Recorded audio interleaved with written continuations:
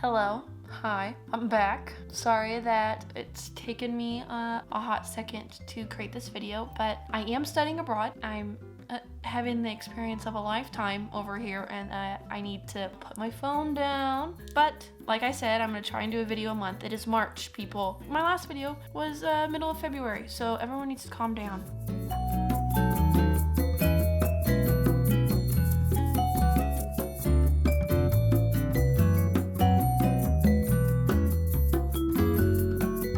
So for today, I decided that I'm going to show you the first week of my travels in Melbourne.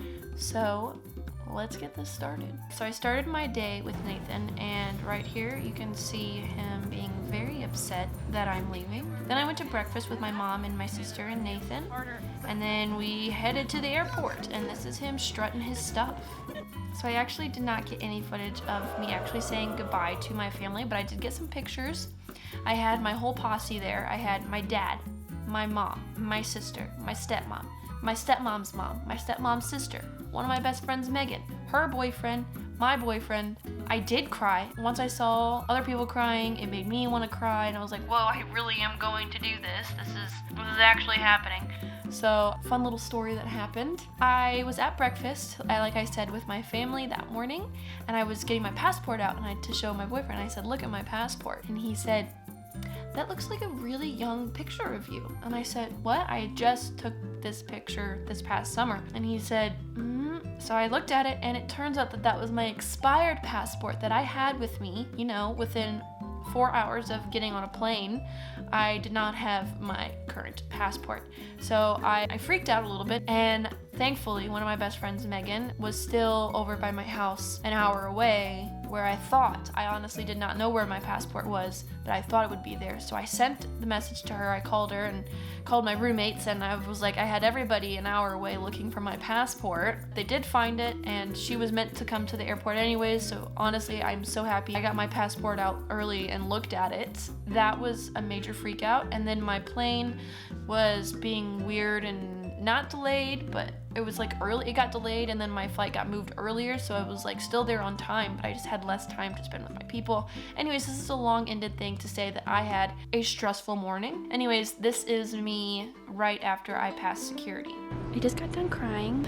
I am at my gate right now, and I should get to Chicago in time to make my flight to Vancouver, which will then take me to Melbourne. So I will check in later. So this is me at Indianapolis Airport, looking out at the cold, just kind of chilling. This is me taking off. This is me looking at the snow. This is me looking to make sure nobody's looking at me while I cringingly take a video on the plane. And then I landed in Chicago, also still snowy. And then I had about a 2-hour layover, and I think I got a snack, and then it was time to go to Vancouver. This is me getting on the plane to Vancouver, Canada. First time I had to use my passport. Got in my spot, but these overhead bins were way too small, like ungodly small. So I had to put my luggage all the way at the front with the flight attendants. And then I was off. I was off into the sunset. And then I landed in Vancouver really late. I think it was about 1 a.m. my time. Got off, and then I was confused because it was like a ghost town, and I had no idea where to go. I don't know where I'm going. International connections? This sounds like something for me. Just got to Vancouver Airport. I am very sleepy, and I still have another 2 hours till I get on my flight, and then I have 16 hours on a plane. So, but a little chai latte. And the airport in Vancouver was really pretty. There was like a freaking little garden area. It was really beautiful. So yeah, I had like a long layover there, and then it was time to get on my long flight to Melbourne. This is where I sat. Don't know the name, but it was one of the big boy planes, and then it was nighttime. I actually slept for 8 hours with my melatonin tablets. I sat next to a couple, and they were very prepared for the coronavirus. They brought diluted bleach onto the plane and scrubbed the entire seat, and it really smelled like bleach, but you gotta do what you gotta do, I guess. This is me trying to look cute for the video, even though that's not gonna happen. This is my gluten-free meal that was absolutely horrendous, but it was nutrients. And then look, we're almost 6 minutes away till landing. This is the only view I had behind this girl's head. This is me very excited to get up. I only got up once to pee this entire time. And then my university actually offered a service to take us to the hostel. So I met up with the 2 other Americans that I knew from my home college, and we got on this bus, and then I got my first views of Melbourne. A very beautiful city, honestly. I really like it. So this is the hostel. It wasn't time to check in yet, so we put our luggage in like a luggage room that was locked away, and then we were off to explore Melbourne to get our first meal at a place called Grilled, which is a burger place, and they had the most delicious gluten-free bun, just so you know. We kind of just decided to explore the streets of Melbourne. We got there around 9 a.m., so we really needed to find a way to stay awake to defeat jet lag. And then Jackson wore new shoes, and his feet were bleeding, so we had to stop for Band-Aids. And then we went and got phone plans for ourselves because I was sick and tired of only messaging my family on Wi-Fi, and I'm gonna be here for 4 months. So this is a video of our hostel. It was a 12-bed, boys and girls. I definitely could not do it long term. By like 7 o'clock, I was really tired. So eventually I just decided it was time for bed. When we woke up, we did some more adventuring. It was a little bit rainier than the day before, but that's okay because that's just the way Melbourne is. It rains for a little bit and then it's nice. I think the best way to explore any city is to kind of just go walk around. The first place we went to was the National Gallery of Victoria, which is a beautiful art museum. This is Emo Elmo. Yeah.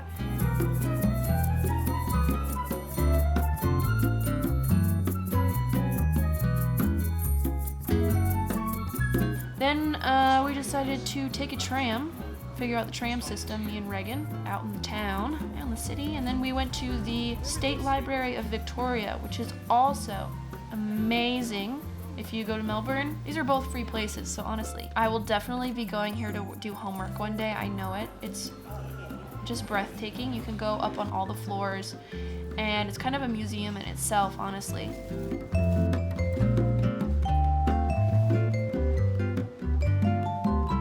And then we ended that day trying an emu and a kangaroo burger, Reagan and I. The emu was pretty good, the kangaroo not so much, but will I eat either one of them again? Probably not. And then we ended the night with drinks in the bar underneath the hostel, which was really a fun place to hang out and meet people. And then jet lag was still kicking me in the butt, so I went to bed. And the next day we decided to walk through Carlton Gardens and then go to the Melbourne Museum.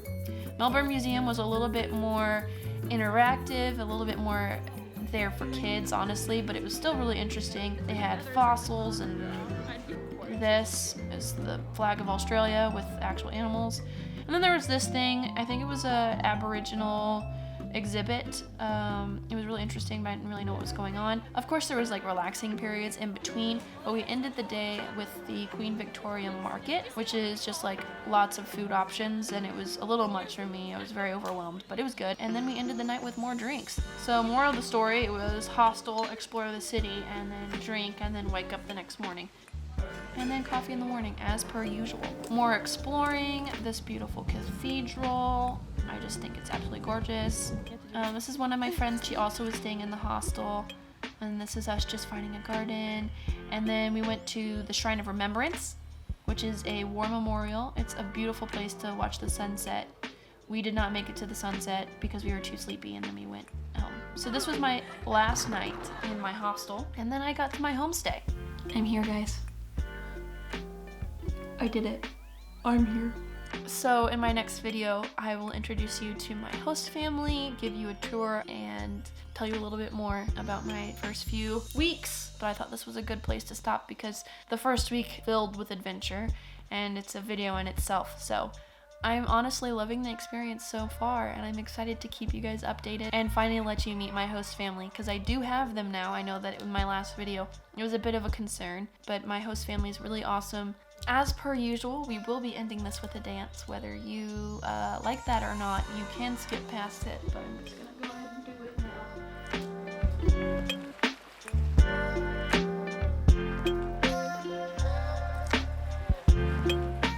Bye guys, I hope I don't get sent home because of the coronavirus.